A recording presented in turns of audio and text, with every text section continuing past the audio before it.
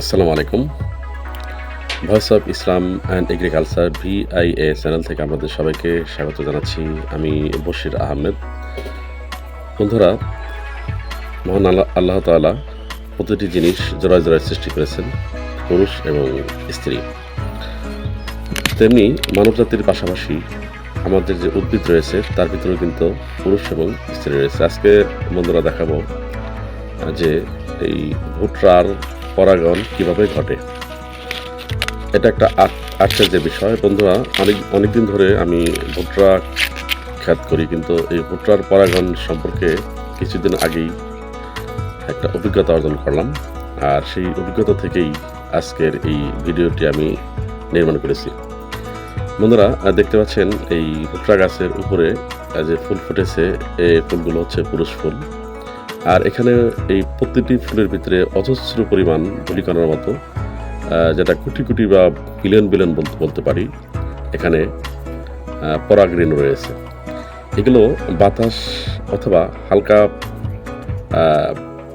যে কোনো কীটপতঙ্গের মাধ্যমে এগুলো কিন্তু নিচে যে ভুট্টা গাছের যে পাপড়ি দেখতে পাচ্ছেন আপনারা, এগুলো হচ্ছে পুরুষ ফুল, যেগুলো ঝাঁকিয়ে দেওয়ার সাথে সাথে কিন্তু অজস্র পরিমাণ এই পরাগরেণু কিন্তু এই নিচের দিকে পড়ে। আর নিচে আপনারা দেখতে পাচ্ছেন যে এই যে পাপড়িগুলো রয়েছে, যে পাপড়িগুলো, এগুলো কিন্তু এই সেই প্রতিটি পাপড়ির ভিতরে পড়ে কিন্তু এগুলো পরাগন ঘটে।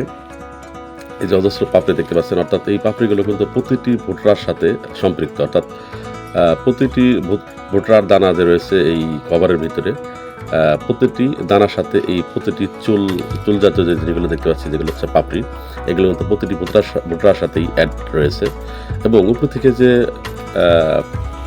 ধূলিকণার মতো পরাগরেণুগুলো নিচে পড়ে, সেগুলো কিন্তু এই স্ত্রী পাপড়ির ভিতরে পড়ে, যেগুলো আমরা চুলের মতো বা চিকন দেখতে পাচ্ছি। এগুলোর মধ্যে পড়ে কিন্তু পরাগায়ন ঘটে এবং প্রতিটি ভুট্টার দানা পরিপুষ্ট হয়।